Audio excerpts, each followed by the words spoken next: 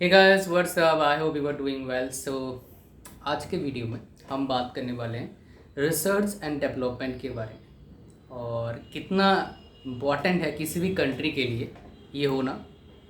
Plus India में कौन कौन सेक्टर में कौन कौन सा अच्छा रिसर्च एंड डेवलपमेंट चल रहा है, कौन सेक्टर में अभी और करना ज़रूरी है, प्लस कितने एमएनसीज़ के सेंटर हैं इंडिया में, राइट, उसके टेक्निकल टर्म को क्या बोलते हैं, प्लस अगर आपको आरएनडी में जाना है तो कैसे जाओगे, सरकारी कौन कौन से रिसर्च एंड डेवलपमेंट संस्थाएं हैं जो अच्छे खासे लेवल पर रिसर्च एंड डेवलपमेंट करते हैं, ये सब कुछ हम बात करेंगे इस वीडियो में। तो वीडियो थोड़ा सा लेंथी हो सकता है but I would try to make it crisp so that जो क्रिस्पी नॉलेज आपको दूंगा आपके दिमाग में डायरेक्ट एंट्री मारेगा और आपको पता लगेगा। कोई भी चीज़ हम यूज़ करते हैं, फॉर एग्जांपल पहले जो मोबाइल हम यूज़ कर रहे थे, अब जैसे मोबाइल हम यूज़ कर रहे हैं, ज़मीन आसमान का अंतर है। अगर आप जस्ट 5 साल पीछे चले जाओगे और उससे 5 साल या 6 साल पीछे जाओगे तो हमारे पास टच स्क्रीन फ़ोन था ही नहीं, राइट, ढंग का, और वो भी बहुत एक्सपेंसिव था। एक घटिया सा तो था 10,000 का, कंपनी का नाम नहीं बताऊँगा, राइट। 2000 अगर 8-9 की बात करोगे तो अभी 10-11-12 साल में क्या डिफरेंस आ गया आपको पता है इसके बारे में। इंटरनेट का स्पीड कितना बड़ा है आपको पता है इसके बारे में। ये क्यों हो पा रहा है? That is only and only because of research and development. तो जो कंट्री में ये रिसर्च एंड डेवलपमेंट अच्छे से किया जाएगा, मतलब जो कंट्री वाले इस पर काम करेंगे, उस कंट्री का इकोनॉमी बहुत जल्दी बूस्ट होगा। फॉर एग्जाम्पल देखो, अभी इंडिया वालों ने कोवैक्सीन बना लिया खुद का, कोविशील्ड कोलाबोरेशन के साथ बनाया, उससे इंडिया को कितना फ़ायदा मिल रहा है? बहुत सारे तो फ़ायदा मिलता है, इकोनॉमिक फ़ायदा मिलता है, रिलेशनशिप बनता है, बहुत कुछ फ़ायदा मिलता है। इवन अपने जो लोग हैं उनके लिए फ़ायदा मिलता है। मेडिकल सेक्टर में हम काफ़ी अच्छा कर रहे हैं। हमारे लिए मेडिकल सेक्टर में इंडिया में एक ICMR है, आपने सुना भी हो, कोविड के टाइम बहुत ज़्यादा पॉपुलर है, राइट, और सही में अच्छे काम कर रहे हैं। और प्राइवेट प्लेयर्स भी बहुत अच्छे काम कर रहे हैं मेडिकल सेक्टर में, बहुत आगे हैं। बहुत सारे अगर आप जाएंगे अच्छे हॉस्पिटल जो हैं, राइट, जो बड़े बड़े प्राइवेट हॉस्पिटल्स हैं, आप उनमें जाएंगे देखेंगे फॉरेन के काफ़ी बंदे आते हैं इलाज करवाने के लिए इंडिया में। एक तरह का मेडिकल टूरिज्म सही में बना है। आज नहीं, मैं पिछले 5-6 साल 7 साल से देख रहा हूँ, जितना जब से मैं हॉस्पिटल गया हूँ कभी बड़े हॉस्पिटल, तो मैं पिछले 5-6 साल 7-8 साल से देख रहा हूँ लोग डेफिनेटली आ रहे हैं। उससे पहले आते होंगे, मेरे को उसका मैं नॉलेज नहीं है, बट इतने साल से देख रहा हूँ काफ़ी लोग आते हैं। खास कर जो नेबरिंग कंट्रीज है वो भी आते हैं, इवन आउटसाइड इंडिया जो अफ्रीकन कंट्रीज़ के लोग भी आते हैं। और खास कर मैं देखा बहुत ज़्यादा लोग आते हैं अफगानिस्तान से, बहुत लोग आते हैं इलाज करवाने के लिए। इवन पाकिस्तान से, बांग्लादेश से, नेपाल से, भूटान से बहुत लोग आते हैं इलाज करवाने के लिए इंडिया में, बिकॉज यहाँ सस्ता पड़ता है, राइट। और अगर इस तरह से हम इम्प्रूवमेंट करते रहे मेडिकल सेक्टर में तो आने वाले टाइम में जो बाहर की कंट्रीज़ हैं वो भी आएंगे यहाँ पर। जो आउटसाइड मतलब क्या है, जो वेस्टर्न कंट्रीज़ हैं वो भी मास में आएंगी इलाज करवाने के लिए, बिकॉज यहाँ पर बहुत ज़्यादा लेस एक्सपेंसिव पड़ता है, राइट। और इंडिया के जो डॉक्टर्स हैं वहीं जाके काम करते हैं बेसिकली। जो मैक्सिमम डॉक्टर्स आपको मिलेगा वहाँ पर जो अच्छे डॉक्टर्स हैं वो इंडियन होते हैं, राइट। हाँ, we are hard working, admit करना पड़ेगा, राइट। अच्छा, तो ये आपको पता लग गया आरएनडी का किस लिए इंपॉर्टेंट है। मैं एग्जांपल एक सेक्टर का दिया, लेकिन हर सेक्टर में एग्जांपल दे सकते हो। लाइक भाई देखो, व्हीकल आया है, लाइक इलेक्ट्रिक व्हीकल जो है, इस पर जो रिसर्च कर रहे हैं अच्छे से, राइट। इंडिया में नहीं हो रहा है भाई बढ़िया से रिसर्च, लेकिन इंडिया में कुछ कंपनीज इस पर काम कर चुके हैं, कर रहे हैं अच्छे से। एक अथर एनर्जी है, काफ़ी अच्छा काम कर रही है, ओला काम कर रही है, US से कंपनीज भी आ रहे हैं, और बाकी कंट्रीज़ के भी कुछ कुछ जगह पर रिसर्च चल रहा है। जो बंदे इसको बनाएंगे जिस कंट्री में, उसको उतना फ़ायदा मिलेगा, उन जो बना रहे हैं उनको तो फ़ायदा मिलेगा, प्लस कंट्रीज़ को फ़ायदा मिलेंगे, कंट्री को इकोनॉमिक डेवलपमेंट मिलेगा, कंट्री के लोगों को फ़ायदा मिलेगा, बिकॉज टैक्स उनको कम देना पड़ेगा। कोई प्रोडक्ट बाहर से इंपोर्ट होकर आती है तो आप बहुत टैक्स देते हो उस प्रोडक्ट पर, लेकिन इंडिया में बनता कोई प्रोडक्ट तो आपका जो कॉस्ट ऑफ द प्रोडक्ट होता है जो कंज्यूमर को देना पड़ता है, जैसे मैं कंज्यूमर हूँ, आप कंज्यूमर हैं, मान लो लैपटॉप खरीदते हैं हम, तो अगर मान लो इंडिया में कोई बन रहा है उसका कॉस्ट थोड़ा कम पड़ता है, बिकॉज टैक्स जो है आप ज़्यादा नहीं देते हो। टैक्स सिर्फ एक टैक्स लगता है GST, उसमें वो इम्पोर्ट एक्सपोर्ट टैक्स नहीं लगता है, राइट, इम्पोर्ट वाला टैक्स नहीं लगता है। आई वी आर गेटिंग मी? तो हर सेक्टर में इसकी ज़रूरत है। अब रिसेंटली बात करते हैं हम कि इंडिया में कितने सेंटर्स है। ये गवर्नमेंट ऑफ इंडिया का, गवर्नमेंट ऑफ इंडिया तो नहीं बट एक ऑर्गेनाइजेशन का डेटा है। मैं गवर्नमेंट ऑफ इंडिया डेटा बताऊंगा आपको, जो आप थोड़ा पुराना है। तो इसमें आपका जो अभी जो सेंटर है इंडिया में, राइट, आपका टोटल जो सेंटर लगभग है कितना है, 1500 से ज़्यादा सेंटर है R&D, ये जो डेटा मेरे पास है 2018 का है, उसके बाद से डेटा अभी कुछ मेरे को मिला नहीं। 2018 नवंबर का मतलब 2019 का लगभग डेटा मेरे पास है।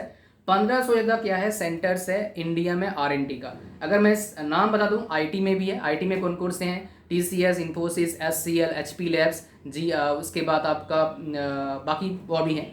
और अगर मान लो आप ऑटोमोबाइल की बात करोगे तो अब एडोबी का है आपके पास इंडिया में ऑटोमोबाइल का, फिएट क्रिशलर का है, GM का, फॉक्सवैगन का, हुंडई का। उसके बाद अगर आप बाहर इंस्ट्रूमेंट की बात करो, टेक्सटाइल इंस्ट्रूमेंट का यहाँ पर है, हनीवेल का, एयरबस का, बोइंग का, शेल का, उसके बाद इंटेल का, क्वालकॉम का, टेस्को का, उसके मर्सिडीज बेंज का, नोवर्टीज का है।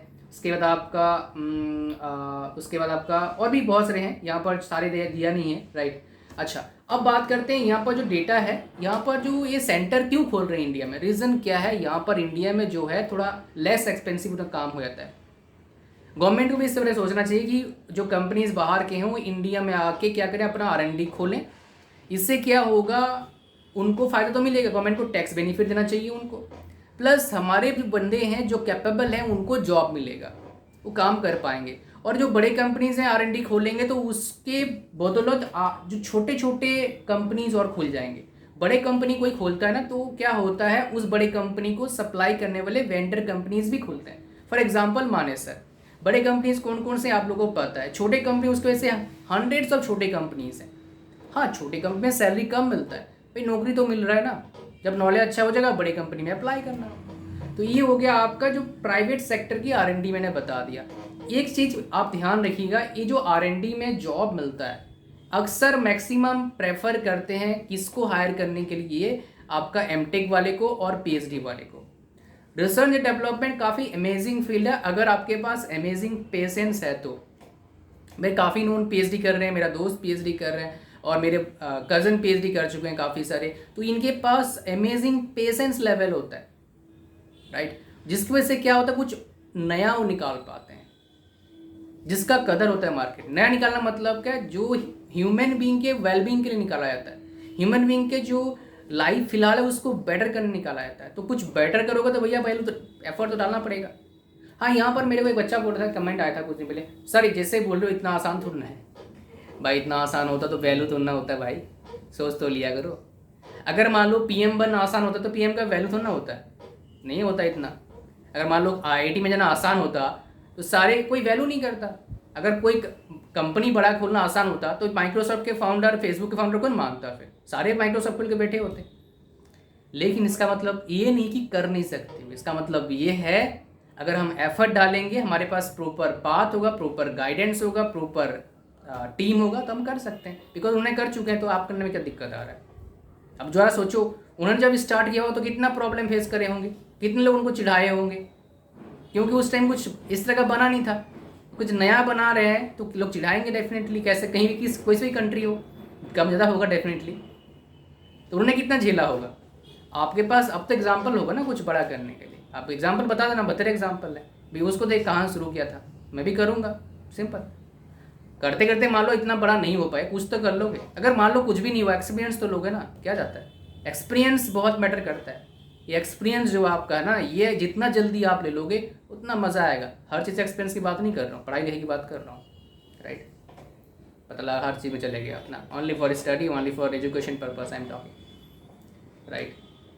मैं तो एक पर्सन को बोला, एक पर्सन मैं नहीं बताऊँगा, छोड़ो, ठीक है। गवर्नमेंट कौन कौन से आपका कंपनीज़ हैं जो क्या है R&D करते हैं, मतलब R&D में अच्छा खासा काम करते हैं। बहुत सारी कंपनी ऐसे हैं जो R&D में काम कर रहे हैं, लेकिन नाम के और काम में डिफरेंस होता है। जो काम का R&D करते हैं मस्त वो क्या, इसरो है, DRDO है, उसके बाद CSIR है, बार्क है, हॉल है, BHL है, BE है, DAE है, ये सारे बहुत अच्छे R&D कर रहे हैं। इनमें से बहुत अच्छे में और अच्छे कौन कौन कर रहे हैं, 3 कर रहे हैं, बहुत 4। एक मेडिकल सेक्टर IMCR, और एक आपका इंस्ट्रूमेंटेशन या फिर और भी रिलेटेड चीज़ R&D करते हैं CSIR, DRDO एंड इसरो। ये जिएंट हैं, राइट। तो जिएंट बोल सकते हो R&D में। इंडिया में मस्त काम करते हैं, ज़बरदस्त। लोगों को जो बजट है बाहरी कंट्री का, उससे 10 गुना कम बजट में हमारे इंडियन साइंटिस्ट काम कर देते हैं। That is the power of Indian technology, Indian thinking, right, Indian capability बोल सकते हो। इसलिए हमारे पास बहुत प्रोजेक्ट्स आते हैं ना इसरो के पास,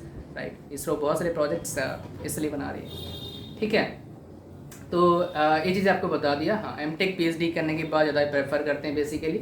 अच्छा, मोस्ट इम्पॉर्टेंट देखो आपको बताऊँ, आर.एन.डी एक अमेजिंग तरीका है अपने आप को इवॉल्व करने का, अपने आप को बेटर पोजीशन में ले जाने का, राइट। अगर आपको इंटरेस्ट है, आपके पास ट्रेमेंडस अपॉर्चुनिटी होगा इन फ्यूचर, बिकॉज इंडिया में डेफिनेटली इवन स्टेट गवर्नमेंट या सेंट्रल गवर्नमेंट चाह रहे हैं कुछ अलग करें। बहुत सारे स्टेट गवर्नमेंट, बहुत सेंट्रल गवर्नमेंट के ब्यूरोक्रेट्स या फिर उनके आर्टिकल्स आते रहते हैं, तो आप कभी अगर पढ़ते हैं तो डेफिनेटली आपको पता होगा। देखो, न्यूज़ में दो तरह की चीज़ें होती हैं, एक नेगेटिव और एक पॉजिटिव। नेगेटिव न्यूज़ सारे देखते हैं, पॉजिटिव न्यूज़ बहुत कम देखते हैं, 5% 10% लोग देखते हैं। तो आप पॉजिटिव न्यूज़ को देखा करो, आपका लाइफ में काफ़ी इंप्रूवमेंट आएगा। अगर नेगेटिव देखेंगे, आपके दिमाग में क्या इंप्रूवमेंट आएगा देख लो। 90% लोग क्या करते हैं, that is your choice, right. So thank you very much, मिलते हैं नेक्स्ट वीडियो में। I hope so you got some information regarding R and D department scope. और जो एमटेक पीएचडी फिलहाल थेसिस वगैरह या फिर जो पेपर पब्लिश होते हैं, ये आर.एन.डी नहीं होता है। पेपर पब्लिश मतलब नहीं होता तो नहीं बोलूँगा, बट पेपर पब्लिश कैसे होता है मुझे पता है, मैं कर रखा हूँ। मेरे काफ़ी स्टूडेंट का मैंने करवाया पेपर पब्लिश, राइट। तो पेपर पब्लिश करना और कुछ नया करना दोनों में डिफरेंस है, राइट। प्लगरिज्म होता है, सॉफ्टवेयर होता है, वो फिर अगर आप करेंगे तब पता लगेगा क्या करना क्या करते हैं लोग, राइट। बिकॉज अभी भी हम लैग कर रहे हैं इन चीज़ों में। मुझे लगता है हमारे गवर्नमेंट को हमें इस पर अटेंशन देना चाहिए, बिकॉज सिर्फ गवर्नमेंट अटेंशन दे कुछ नहीं होगा, हमें भी अटेंशन देना पड़ेगा। थोड़ा सा ऊपर उठ के मैं सोचना पड़ेगा कि क्या हम अलग कर सकते हैं, बिकॉज आर.एन.डी में स्टार्टिंग में पैसा नहीं मिलता इतना ज़्यादा, बट धीरे धीरे करके जैसे आपका एक्सपीरियंस आता है, जैसे आपके पास नॉलेज आता है, जैसे आप लोगों के पास प्रोजेक्ट्स आते हैं, आप काफ़ी अच्छी अर्निंग कर सकते हो। पहली बार नाम भी कमा सकते हो, और एक बार एस्टेब्लिश होने के बाद फिर तो पैसे ही पैसे आते हैं हर फील्ड में। एक बार आप पॉपुलर बन जाते हो तो पैसे ही पैसे आते हैं, बट पॉपुलर बनने के जो प्रोसेस होता है वो थोड़ा सा रास्ता थोड़ा सा कांटेदार होता है। वो कांटेदार रास्ता जो पार कर लेता है उसका लाइफ अमेजिंग हो जाता है। उस कांटेदार रास्ता को उस तरीके से पार करने के लिए आपको थोड़ा सा गाइडेंस की, मेंटर की ज़रूरत पड़ता है। प्रॉपर मेंटरशिप मिल गया तो आराम से पार कर देंगे। कांटा भी क्या लगेगा, फूल लगेगा आपको, मतलब फ्लावर्स लगेंगे। अगर आप पैर के नीचे फ्लावर्स है, कांटा नहीं है। Okay, thank you very much, God bless you all, bye bye.